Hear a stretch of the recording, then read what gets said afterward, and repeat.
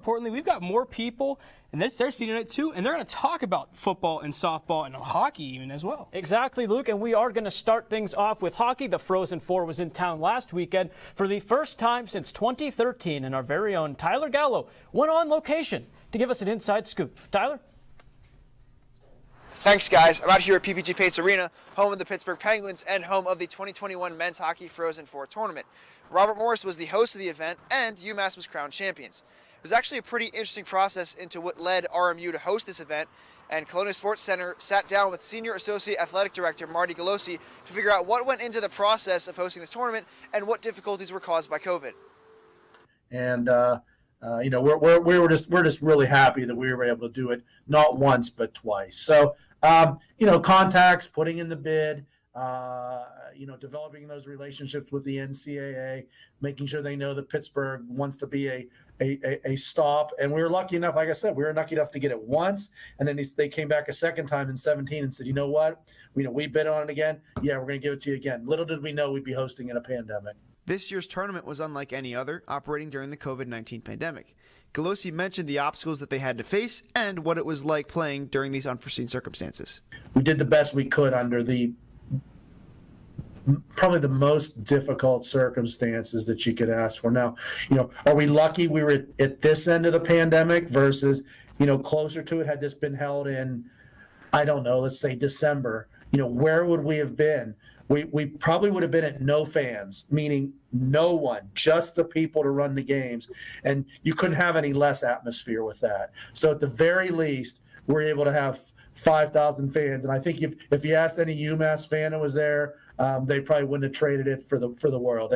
They were making a lot of noise, and they were excited about winning. So at least when when stuff went up on the jumbotron, at least there were some fans that were when you did when the camera panned and people held up their signs or their flags, at least there were some people in the building. And it was pockets all around. Just like if you watch a Pens game, it was the same thing. You could see the pods all the way around, and at the end of the day, we had an engaged crowd, and it was small, but they were excited. After an incredible slate of games, the University of Massachusetts defeated St. Cloud State in the title game, winning 5-0. Galossi spoke on what it was like to see UMass win. This just happens to be where they landed. It was in Pittsburgh, and you have a national champion every year, but the kids on that team who they'll remember that. They'll remember that obviously for the rest of their lives. They'll have 10 and 20 and 50-year reunions, and they'll remember that they came here and they had a good experience. Really, what you want them to remember is that they didn't even think about any of the nonsense. It was just, oh man, Pittsburgh will be forever, an important part of my life. It's where I won a national championship. Robert Morris is the only Division I NCAA men's hockey program in the entire city of Pittsburgh, and Galossi gave his thoughts on what it's like holding that distinction. And I think it's helped us develop a relationship with people in the city that we wouldn't have been able to as a result. Yes, the uniqueness, I think you hit the nail on the head. It is unique. It's not a sport that everyone can just start and play. And our administration took that chance, what are we now, 18 years ago to do that. As you can see, a lot went into the behind-the-scenes process of hosting this tournament, and the tournament, especially after last year's was canceled, was deemed a success for both Robert Morris and the city of Pittsburgh. Reporting for Colonial Sports Center, I'm Tyler Gallo.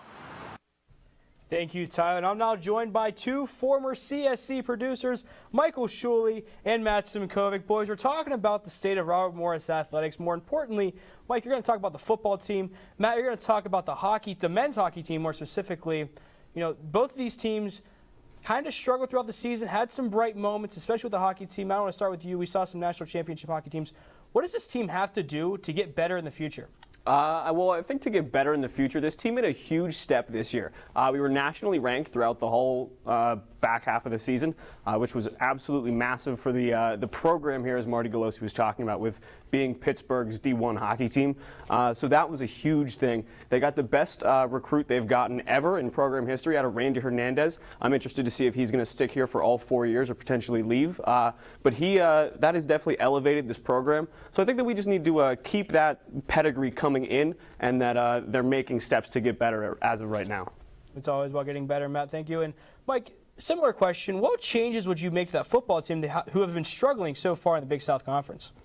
Well, Luke, thank you very much. And while the hockey team has Coach Schooley, Coach Schooley here thinks the football team isn't in that bad of a spot because of the guy that they have at the helm of the team. Bernard Clark Jr., in my opinion, is a great guy to have leading this team. But the first thing that I would change, and it would start at the top of any football team, the most important position, the quarterback position. George Martin has had a decent career here at Robert Morris, a successful season last year at the in the NEC, but this year in the Big South, they weren't that great. They get a new quarterback under the helm. I feel that big things are afoot for this team in the future. You mentioned the future, Mike. Now, Matt, what does the future look like for this Colonials team? What kind of season do you see them having in the winter of 2021? The one thing that I would love to see them secure right now is a goalie. If we can get a solid goaltender that can be like a Frankie Marat, or a Noah West, and can consistently play, I think that this team's looking at doing exactly what they did this year, finishing, being nationally ranked and having a great season for the program. And Mike, same question to you. Again, you mentioned the quarterback position. We've seen some people transfer out of the program recently, especially on the defensive side. Alex Vakian has left the program. What does the defensive side of the ball need to do to make sure they're competitive in the Big South Conference moving forward? Well, like any team, they just need to keep adding guys. I feel the transfer portal has kind of caused a transfer dilemma throughout all of college football. It's a lot easier to transfer programs now, and now they just got to keep adding guys, get guys that are going to stick around, and of course build a successful program and a good culture that's going to lead to winning. That way they can keep their guys and have them develop throughout their time here at Robert Morris. If they do that, they're going to find success. Thank you for joining me, gentlemen. And after the break, we're going to talk more about that RMU football team as they travel to Charleston Southern, and see if they could really compete with a middle line Big South team. What to expect when you're expecting a teenager. Today we're talking about how to wake up your teen, and this works literally every time.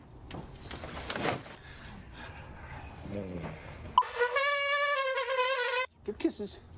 Good kisses. You heard how loud I heard. It wasn't you. Yeah. It was the... Is that bacon? You don't have to know it all to be a perfect parent. Thousands of teens in foster care will love you just the same.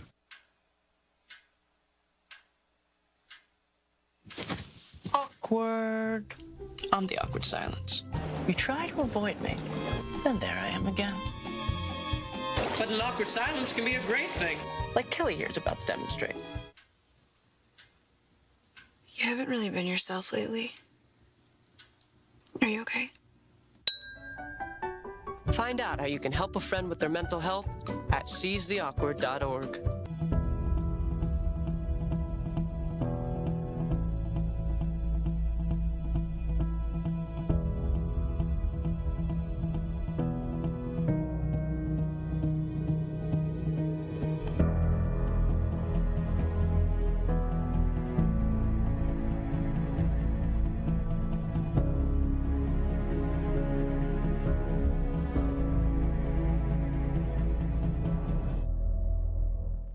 And welcome back to Colonial Sports Center. And Luke, as you mentioned, football team was in action last weekend. Little did they know at the time, however, that would be the last game of their short 2021 spring season. Luke, let's run through the game, shall we? Let's take a look at it, Nick. And here we see Terrence Wilson going in for the touchdown. Remember that Hail Mary of the Arizona Cardinals, Nick, where Kyler Murray just hucked it down to DeAndre Hopkins? I do. Watch this. George Martin to Davon Robinson. He's down there somewhere. He catches it on the 3-yard line. And it'll be shovel pass here from George Martin to DeAndre Hicks for a 2-yard touchdown. The score now 7-7 in this ballgame. It's tight. Isaac Ross, a circus catch in the back of the end zone, makes it 14-7. He had 102 yards, through the air as a receiver. And then Terrence Wilson again finds a hole for a touchdown run, 21-7. And Jack Chambers just takes over this game as he finds a man down the field here. He had 255 yards on 20 for 33 passing. And the Colonials would score late, but it wouldn't matter. Final score of this game, 27-14. And Nick, we're looking at the stats after this game. I mean, look, Robert Morris outclassed from the backfield. And the number that jumps out to me, as you mentioned, in the backfield, 27 rushing yards with the talent like Elijah Jackson in the back. You got to find a way to block for him. Got to find a way to give him a gap that he can exploit.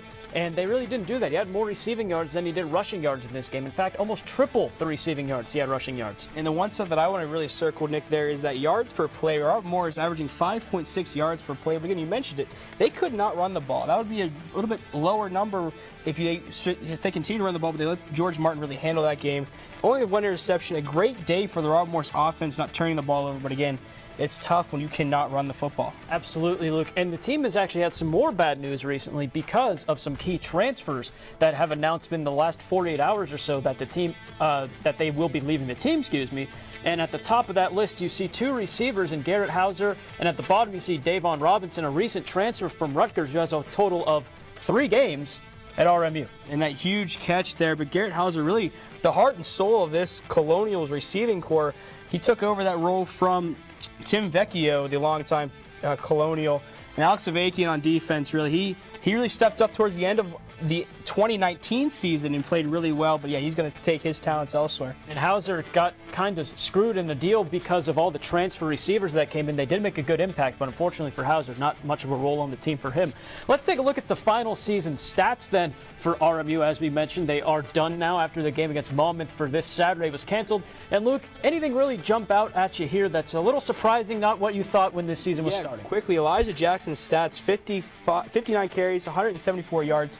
For a team that's 0-3, you needed him to be big this year and play bigger than his actual stature. I completely agree. And you see George Martin, got to wonder what the future is for him. Not even a 50% completion percentage. Wonder what the future looks like in the gunslinger position. And moving on to a team that wins at Joe Walton Stadium, the women's lacrosse team is 8-2 in their new conference, the MAC, looking to prove that they are not a flash in the pan against Kent State. Let's take a look. And early on, we see an absolute ripper there from Kent State getting on the board, taking an early lead, but not too much later. After a 5-0 run, it becomes a 6-0 run after Melanie Gandy takes the pass from her sister Mackenzie and says, I'd like to get on the scoreboard too. Not much later, Hannah Miller dunking one in like it's Dunkin' Donuts right over the goalie's shoulder. That one gets in. Second half, Colleen Tift says, I did it my way, Frank Sinatra. And that one goes in, and RMU really busted the gates open at this point. You see slow-mo right there, 5-hole, no chance for the goalie. And then Lily Haddon, her 4th of the season, a ripper and an easy win for the Colonials, 23-4, their largest margin of victory since Kent State when they beat them by 15. Yeah, Nick, that was a huge 19-goal win. But let's see how the men's team did at the same time at Joe Walton Stadium. Let's go to that highlight right now. Their senior day for the Colonials here, but Holton Elliott with his 6th goal of the season, breaking the 1-1 tie, making it 2-1 for Robert Morris. And here, Nick, we see some history in the making. Behind the back from Ryan Smith, that's .196. He becomes the all-time leading scorer in Colonials history. We'll talk more about that later. Yes, in the second half here, Chase Baker, bottom corner pocket, makes it an 8-6 game. Look at this shot, Nick. Corner pocket, no chance for the goalie on that one. My billiards.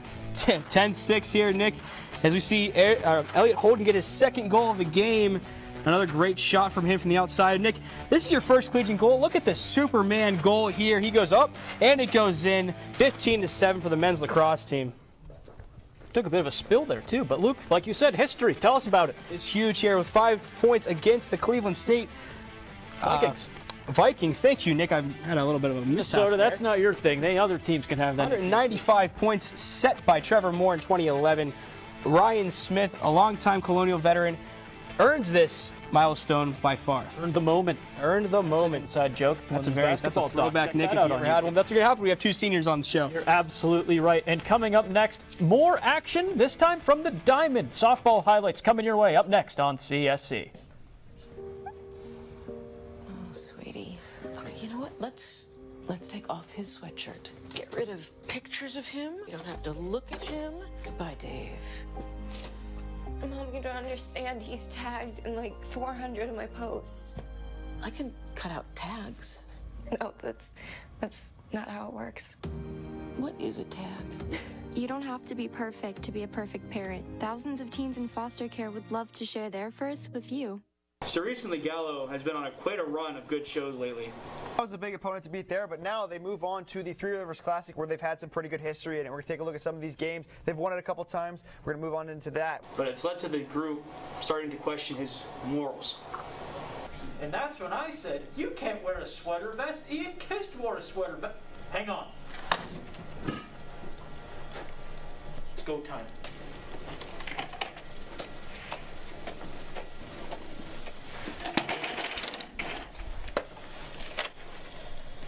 You seeing this? You seeing these? Can't believe You seeing this literature? Hey, Gallo! Yo, what's up? What about these PEDs? Huh? No. Get on the ground! It's a shame. Always happens to the best. That's it.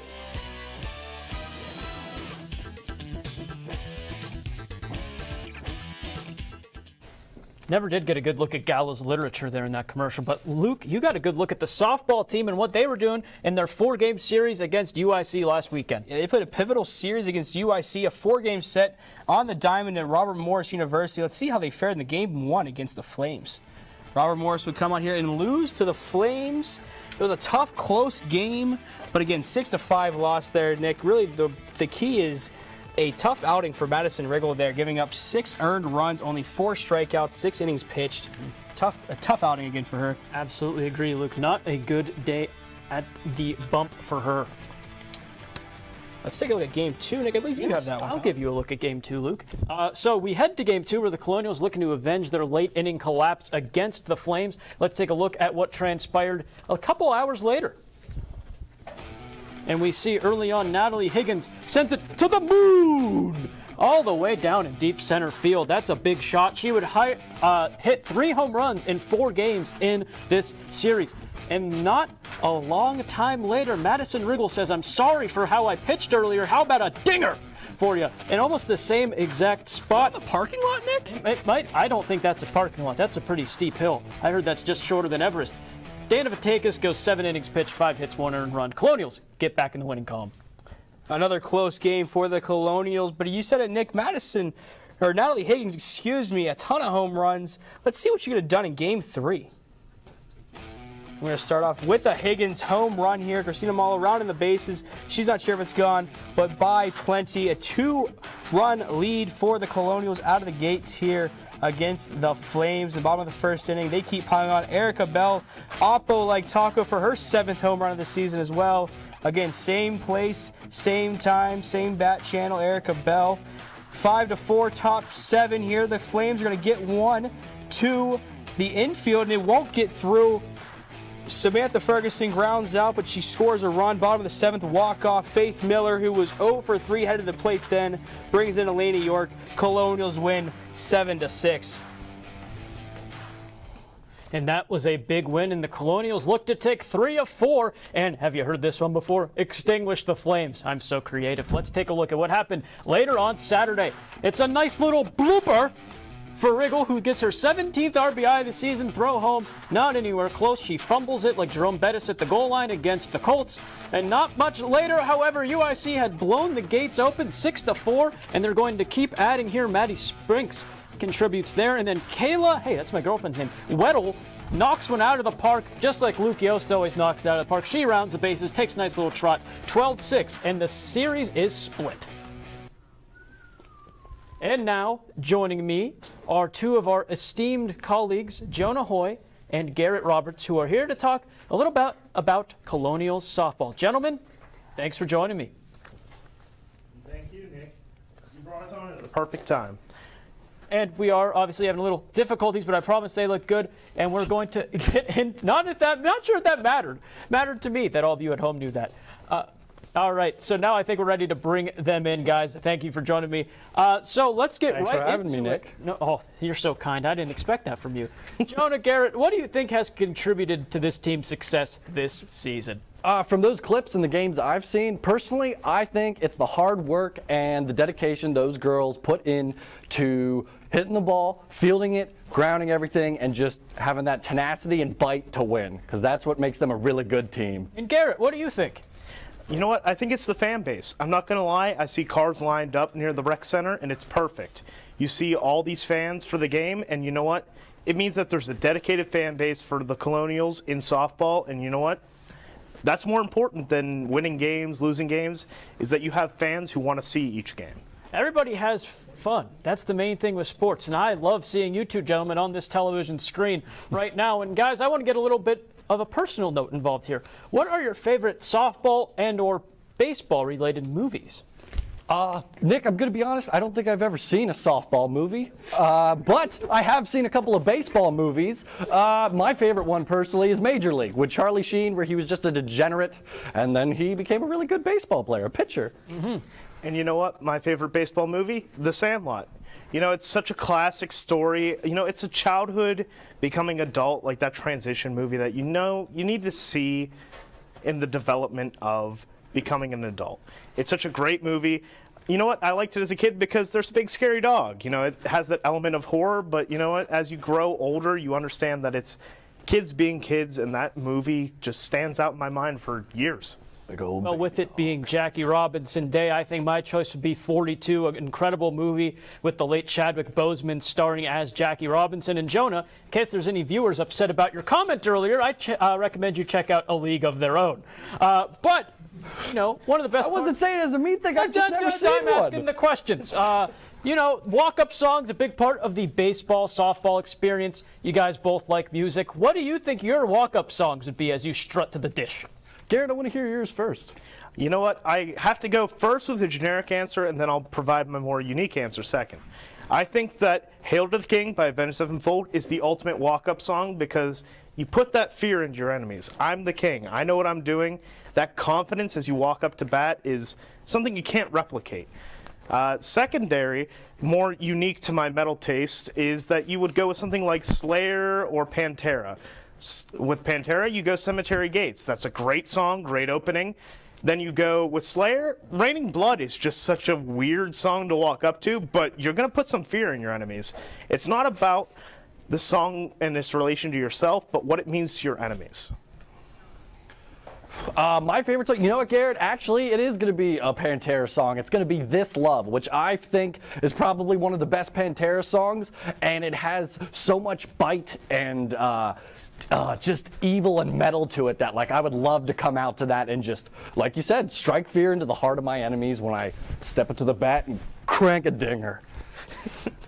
You know what? I was regretting not saying cranking a dinger myself. Excellent choices, gentlemen. I don't know if I could come up with one on the spot, but I think I heard a song by a local band called The Crank that I might like to check out as I walk up to the plate. Coming up next, everyone that you've seen on this show is going to converge at the bleachers and talk about their favorite RMU sports moments. Hang on, we're going to get our walkers. When we come back, we'll give you those answers coming up. Hey, Dad. I need your help asking Jessica to prom.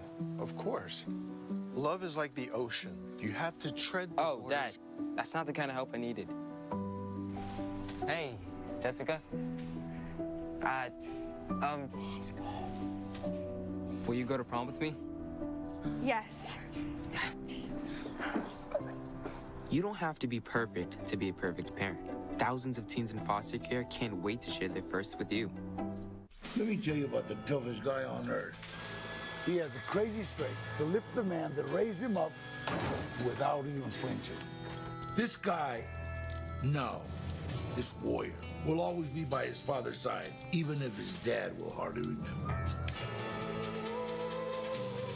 If this guy isn't the toughest guy on the planet, then I don't know who is. Caregiving is tougher than tough. Find the care guides you need at aarp.org/caregiving. What do you think you're doing, Kevin? Was just gonna drive home.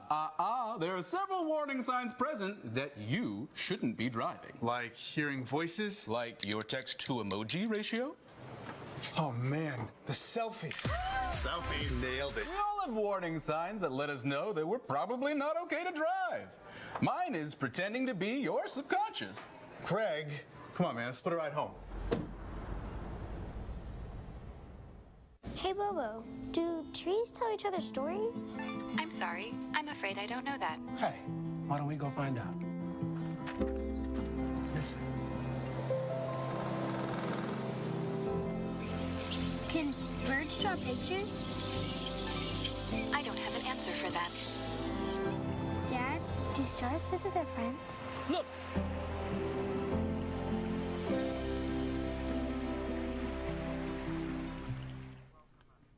Welcome back to Colonial Sports Center for the final time in all of our careers.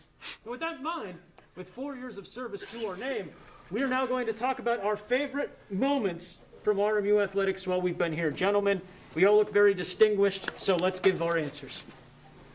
What's so funny? I just want to say, how did Garrett Roberts and Jonah Hoy of all people end up on an RMU Sports TV show? You know, it's a long story. And you know who isn't here though? Tanner. Tanner! Come on, man. Come on in! You gotta scoot over. Tanner's also a senior. We can't let him. We and I can't- think that means he has to go first. Yeah, you're going athletic moment. You're going first. So I'm Tanner Krakow. You probably don't know me because I don't think They I've don't. been on They don't. one show in my 4 years here. But we love you. But I am a senior. Go learn today. The station manager. I'm behind the scenes for You do all have a the face for shows. radio.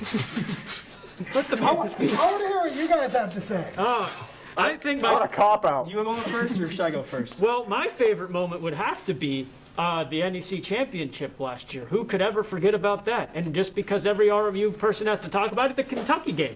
I was like 10. The ref had the Kentucky game. What about the ref that had COVID at that game? That was before the That was what foreshadowing. that was where we went down. My favorite RMU athletic moment happens to The be. Yorktown bus drive. I thought you were. Oh, I'm sorry. Were you still going? No, you're good. No, had to be 2 years ago. It was a very heated game between two dedicated parties, but this man ended up breaking his leg in a hole.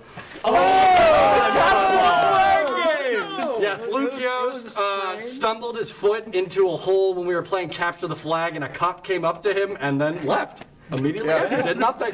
All right, you're up. You're up. Breaking leg. I'm also going to take an NEC championship game, and I'm taking the 2019 women's basketball NEC championship. 3 of us made a doc about it. It was pretty dope. I say I made a doc loosely, but these two really were paving the way for it. You have. And it was turned me down being the moment. narrator. We saw everybody in the NAC, the North Athletic Complex, and it felt cool to be in such a small room with so many people watching a basketball game. Such an intimate moment. It was a very intimate moment. I Yeah. feel like you had fans on your back while you're writing an article. It's wild. The you say smelly it was guy from in the the moment? NEC. That guy smelled really bad. There's always one. Gary, you're up next.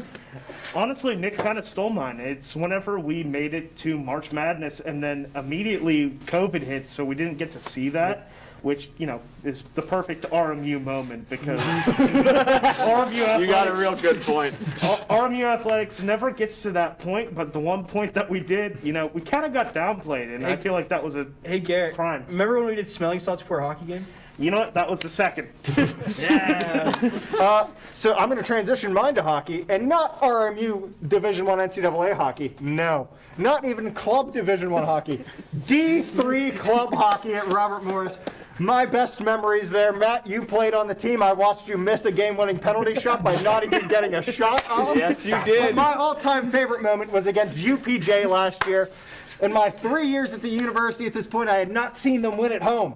And it's a heated contest. You get 2 kids in the hospital. I almost get banned from the island. They win the game only to get it expunged from the record.